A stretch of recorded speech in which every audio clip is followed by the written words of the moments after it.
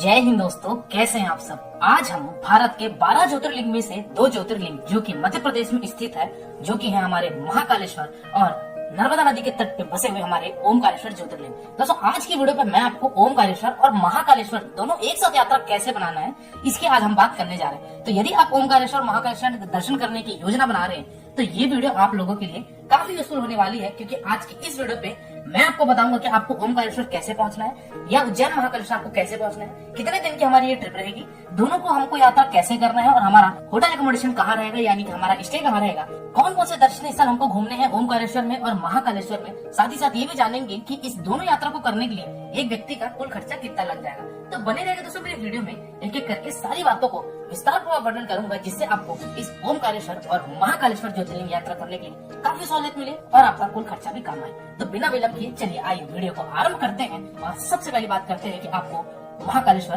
कैसे पहुंचना है। तो दोस्तों यहाँ पहुंचने के आपके पास मेजर 2 ऑप्शन आते हैं। पहले ऑप्शन की अगर मैं बात करूँ दोस्तों, तो है आपका बाई ट्रेन का। दोस्तों यदि आप ट्रेन से आना चाहते हैं इन दोनों ज्योतिर्लिंग की यात्रा करने के लिए, तो आपका जो नजदीकी रेलवे स्टेशन पड़ता है वो पड़ेगा आपका उज्जैन जंक्शन रेलवे स्टेशन। यानी कि उज्जैन जंक्शन से आपको उज्जैन महाकालेश्वर की दूरी 2 किलोमीटर की पड़ेगी। वही अगर आप ओमकारेश्वर की डिस्टेंस देखेंगे तो 160 किलोमीटर की आपकी ओमकारेश्वर की यात्रा पड़ेगी बाई रोड। लेकिन ओमकारेश्वर से भी एक नजदीकी रेलवे स्टेशन है, वो है आपका इंदौर जंक्शन रेलवे स्टेशन। लेकिन आप इंदौर जंक्शन मत आइए, क्योंकि दोनों जगह में आपको एक ही स्टेशन पे आना पड़ेगा और आपको एक ज्योतिर्लिंग आपको बाई रोड करना पड़ेगा।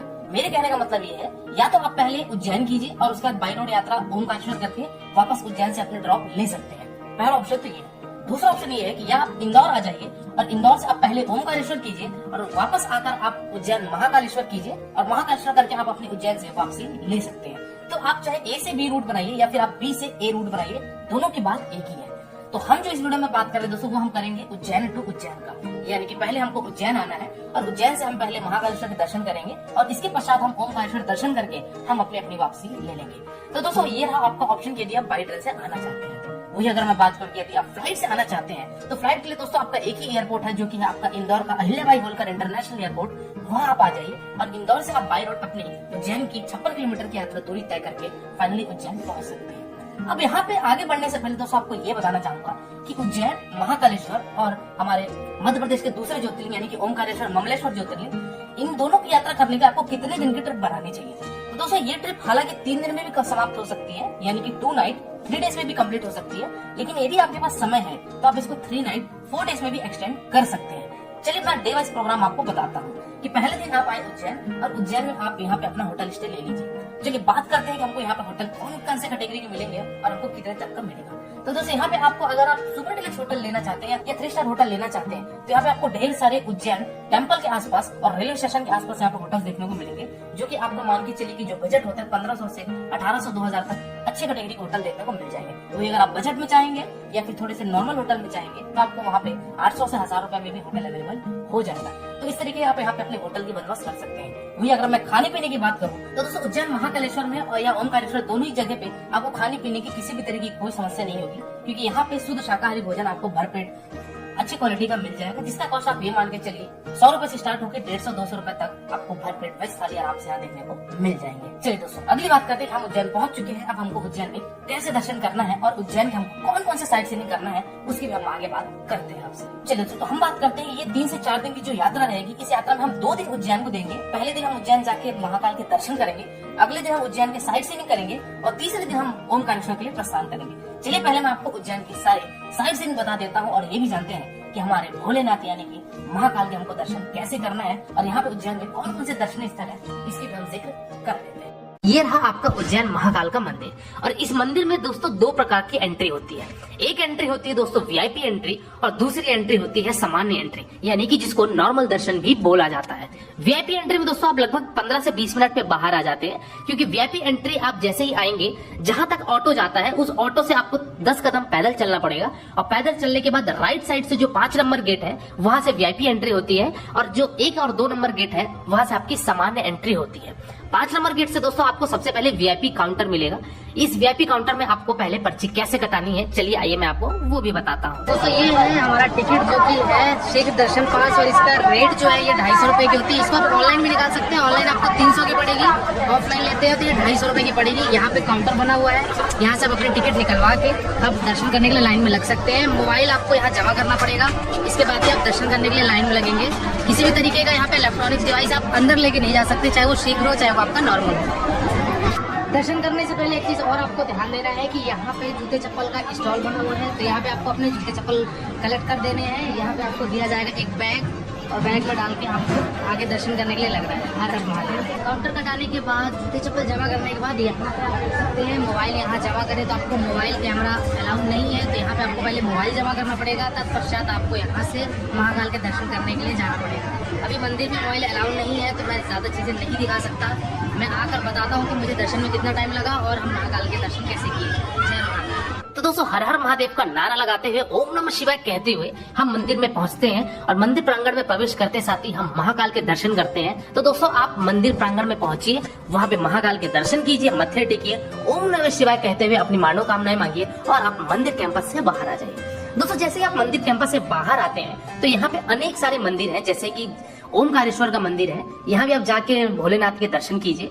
यहीं पे आपकी विट्ठल रुक्मणी माता जी के मंदिर है, वहां भी दर्शन कीजिए। हनुमान जी के मंदिर है, गणेश जी के मंदिर है, ये सब भी मंदिर के आप दर्शन कीजिए। और साथ ही साथ उसी मंदिर कैंपस में यहाँ पे आपको भोग लगा जो लाडू प्रसाद होता है, जिसको लड्डू बोला जाता है, वो लड्डू भी यहाँ पे मिलता है, जिसमें आपका 1 किलो का, आधा किलो का और 1 पाव का पैकेट होता है। तो दोस्तों ये आप लाडू भी ले जा सकते हैं अपने घर के लिए प्रसाद के तौर पे। चलिए दोस्तों हम बात करते हैं अगली कि अब हमको उज्जैन में और कौन कौन से दर्शनीय स्थल हैं जहाँ पे हमको दर्शन करने जाना है और हमारा कितने दिन का ट्रिप होगा, इसकी भी जानकारी हम आगे लेते हैं। अगर मैं सबसे पहले बात करूँ तो दोस्तों जो उज्जैन का वीआईपी गेट था, यानी कि 5 नंबर गेट के ठीक सामने एक बड़ा गणेश जी का मंदिर है। यहाँ पे आप जा सकते हैं और यहाँ पे बड़े गणेश जी की आपको बड़ी सी प्रतिमा देखने को मिलेगी। यहाँ जाइए, इनके भी दर्शन कीजिए। और इसी के थोड़ा सा 200 से 300 मीटर आगे आपको एक मिलेगा विक्रमादित्य का यहाँ पे स्टैचू, वहां भी जाइए, आप इनके भी दर्शन कर सकते हैं। यहाँ पे भव्य प्रतिमा इनकी बनाई गई है राजा विक्रमादित्य का, तो यहाँ भी आप जाके दर्शन कर सकते हैं। और मंदिर के ठीक पीछे साइड में, यानी कि कहना चाहिए कि लगभग आधे किलोमीटर की दूरी पे एक और मंदिर है जिसको बोला जाता है हर सिद्धि मंदिर। तो हर सिद्धि मंदिर के भी दर्शन कीजिए। यहाँ पे भी माता जी का ये शक्तिपीठ कहा जाता है, यहाँ भी आप जाके जय माता दी कहते हुए जाइए, दर्शन कीजिए। और इसी के साथ ही साथ आप हल्का सा और आगे जाएंगे तो यहाँ पे आपको मिलता है भारत माता का मंदिर, जो कि 2018 में ये निर्माण किया गया था। हालांकि ये मंदिर नया है और बहुत ही खूबसूरत बनाया गया है। तो यहाँ पे भी भारत माता का स्टैचू है, इनके भी दर्शन कीजिए। और हम अब निकल पड़ते हैं उज्जैन महाकाल के सिटी टूर के लिए।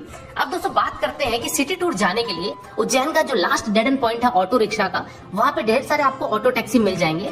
अगर मैं रेट की बात करूं दोस्तों तो 400 रुपए वो लेते हैं और आपको फुल डे साइट सीइंग करा के, यानी कि 3 से 4 घंटे का साइट सीइंग करा के आपको वापस मंदिर में छोड़ देंगे या फिर रेलवे स्टेशन पर ड्रॉप कर देंगे।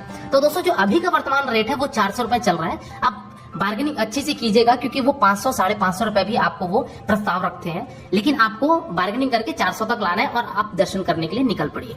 अब सबसे पहले जो मंदिर की बात करें अगर हम सिटी टूर की, उनमें से सबसे पहले आपको दर्शन करने जाना है यहाँ पे भैरव मंदिर। तो सबसे पहले आप जाएंगे भैरव मंदिर। भैरव मंदिर में दोस्तों यहाँ पे आप प्रसाद ले सकते हैं, यहाँ पे दारू चढ़ता है काल भैरव जी को, तो आप ये सब लेकर आप चढ़ा सकते हैं यदि आप अपनी इच्छा अनुसार चढ़ाना चाहते हैं। तो यहाँ पे दोस्तों काल भैरव मंदिर जाने से पहले यहाँ पे जूते चप्पल का काउंटर है, यहाँ पे जूते चप्पल आप रख दीजिए, अंदर मंदिर प्रांगण में प्रवेश कीजिए। और यहाँ पे कम से कम आपको आधे घंटे 45 मिनट लाइन में कम से कम लगता ही है, तो यहाँ पे आप लाइन में लगिए, इनके दर्शन कीजिए और आप ये दर्शन करके भी बाहर आइए और निकल पड़िए आप अगले स्थान की तरफ, जो कि है आपका गढ़ कालिका मंदिर। तो दोस्तों गढ़ कालिका यानी कि दोस्तों यहाँ पे माता जी का मंदिर है, गढ़ काली माता जी का मंदिर है, यहाँ पे भी आइए, यहाँ पे भी दर्शन कीजिए। यहाँ पे भी आपको कम से कम 15 से 20 मिनट लगते हैं, यहाँ पे दर्शन कीजिए, जय माता दी कहते हुए आप निकल पड़िए अगले स्थान की तरफ, और वो है आपका मंगलनाथ मंदिर, जो कि ये मंदिर भोलेनाथ मंदिर को समर्पित है। तो दोस्तों मंगलनाथ मंदिर भी आपका उज्जैन से लगभग 3 से 4 किलोमीटर की दूरी पे स्थित है, तो यहाँ पे भी आइए और यहाँ पे भी दर्शन कीजिए, हर हर महादेव कहते हुए। इस मंदिर में और भी ज्योतिर्लिंग है, वहां पे आ सकते हैं। और इस मंदिर लिंग में दोस्तों पूजा अभिषेक ये सब भी कराने की यहाँ पे प्रथा है और लोग करवाते हैं, तो यदि आप करवाना चाहते हैं तो आप मंगलनाथ मंदिर में करवा सकते हैं। चलो दोस्तों बात करते हैं हम अगले स्थान की तरफ, और वो है यहाँ पे भृतहरि जी का गुफा। दोस्तों ये आपका सिटी से लगभग 4 किलोमीटर की दूरी पे स्थित है। तो यहाँ पे भृतहरि जी का गुफा है, तो यहाँ पे भी आप आके दर्शन कर सकते हैं। राजा भृतहरि जी के गुफा में आने के लिए यहाँ पे 2 द्वार हैं, एक गुफा 1 है और एक गुफा 2 है। दोनों गुफा में आपको झुक के जाना पड़ता है, तो आप जाइए इनके भी दर्शन कीजिए। यहाँ पे इनकी कुटिया है, यहाँ पे इनका गुफा है, यहाँ भी दर्शन कीजिए। और दर्शन करने के पश्चात आप निकल पड़िए अगले स्थान पे, जो की है आपका वट सावित्री मंदिर। दोस्तों यहाँ पे एक वट वृक्ष है, यहाँ पे शंकर जी का भी मंदिर है, और यहाँ पे वट सावित्री जी की लोग जो उपासना करते हैं, लोग यहाँ आके दर्शन करते हैं। यहाँ पे वट वृक्ष है, और इसी वट वृक्ष के ठीक नीचे साइड में यहाँ पे शिप्रा नदी भी है। तो लोग यहाँ स्नान करके भी दर्शन करते हैं, साथ ही साथ महाकाल के भी दर्शन करते हैं। जैसा कि आप जानते हैं कि उज्जैन में शिप्रा नदी तो बहुत ही ज्यादा प्रसिद्ध है। तो दोस्तों यहाँ पे भी आप दर्शन कीजिए, और इसके पश्चात आप चल पड़िए अगले और अंतिम स्थान पे, जो की है यहाँ पे महर्षि संदीपनी आश्रम, जो कि श्री कृष्ण जी की और सुदामा जी का जो कि ये विद्यालय था। यहीं से श्री कृष्ण जी और सुदामा जी यहाँ से अपनी विद्या ग्रहण की थी, और यहाँ पे उन्होंने क्या क्या कला सीखी थी, इन सब कलों का यहाँ पे वर्णन किया गया है कि श्री कृष्ण जी ने यहाँ पे किस किस तरीकों की विद्या ली थी। और यहाँ पे आप जाकर कम से कम आधे घंटे आप दीजिए, क्योंकि यहाँ पे श्री कृष्ण जी के विद्यालय को देखने के साथ ही साथ यहाँ पे श्री कृष्ण जी ने जो 14 विद्याएं सीखी थी, वो सब का भी यहाँ पे वर्णन किया गया है। तो दोस्तों ये रहा आपका महाकालेश्वर का पूरा कंप्लीट साइट सीइंग, हमारा क्या क्या दर्शन करना था और हमको किस तरीके से यहाँ पे अपनी योजना बनानी थी। चलिए अब बात करते हैं कि हम तीसरे दिन, यानी कि 2 दिन हम यहाँ पे अपना विराम लेने के पश्चात तीसरे दिन हम निकलेंगे अर्ली मॉर्निंग सुबह 7 बजे ओमकारेश्वर के लिए।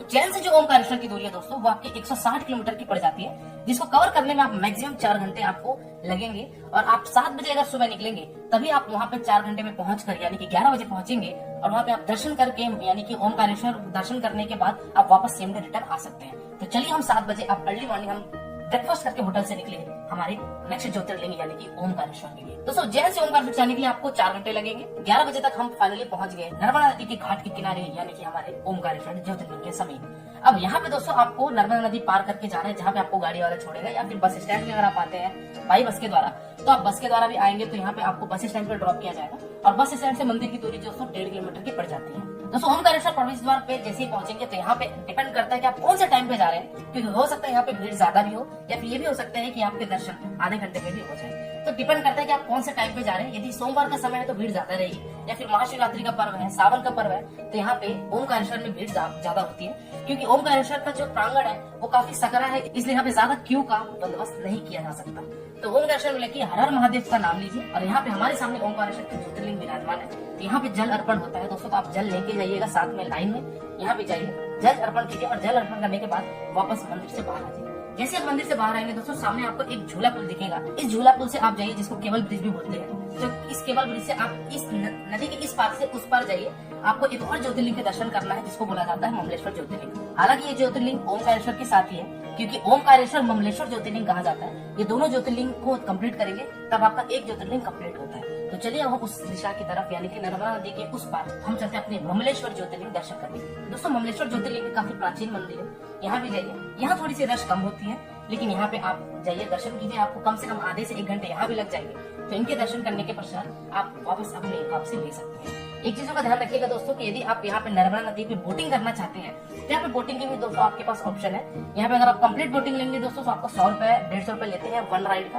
और वही अगर आप इस पार से उस पार आएंगे, यानी कि ओमकारेश्वर से ममलेश्वर की तरफ अगर आएंगे, तो आपको 220 रुपए प्रति व्यक्ति के हिसाब से शेयरिंग पे आपको ये भी देके आया जाता है। तो आप नर्मदा नदी पे ये भी आप जरूर एक बार एक्सपीरियंस लीजिएगा, यदि आप बोटिंग में इंटरेस्ट रखते हैं। तो दोस्तों ये ओमकारेश्वर और ममलेश्वर ज्योतिर्लिंग दर्शन करने के पश्चात आप उसी दिन अपने उज्जैन के लिए वापसी ले सकते हैं, क्योंकि आपका उज्जैन पे ही सारा सामान और होटल स्टे वहाँ है। तो आप ये समझ के चलिए कि आप शाम तक 7 बजे 8 बजे तक एनी हाउ आप उज्जैन पहुंच जाएंगे, और आप उस दिन अपना रात्रि स्टे लीजिए, और अगले दिन यानी कि चौथे दिन आप अपनी वापसी ले सकते हैं, चाहे आपकी फ्लाइट हो इंदौर से, चाहे आपकी ट्रेन हो उज्जैन से। तो दोस्तों ये रहा आपका उज्जैन और ओमकारेश्वर ज्योतिर्लिंग दोनों यात्रा एक साथ कैसे करें, इसकी संपूर्ण जानकारी। चलिए दोस्तों अगली बात करते हैं कि इस यात्रा को करने के लिए आपको एक व्यक्ति का कुल खर्चा कितना लग जाएगा। तो दोस्तों यदि मैं बात करूं कि यदि आप 2 नाइट 3 डेज की यात्रा बना रहे हैं, तो आप ये मान के चलिए दोस्तों कि आपका 4000 से 4500 रुपए लगेगा एक व्यक्ति का, और आप आराम से अच्छे होटल के साथ आप स्टे करके खान पान करके आप ये दोनों ज्योतिर्लिंग अपनी यात्रा संपूर्ण कर लेंगे। वही अगर आप बस से यात्रा बनाते हैं, यानी कि बस के माध्यम से सारा ट्रांसपोर्टेशन लेते हैं, तो आपका ये मान के चलिए कि पैकेज आपका और आधा हो जाएगा, और आप इससे सस्ते में भी कर लेंगे। तो डिपेंड आपके ऊपर करता है दोस्तों कि आप फैमिली के साथ आ रहे हैं या बैचलर्स आ रहे हैं,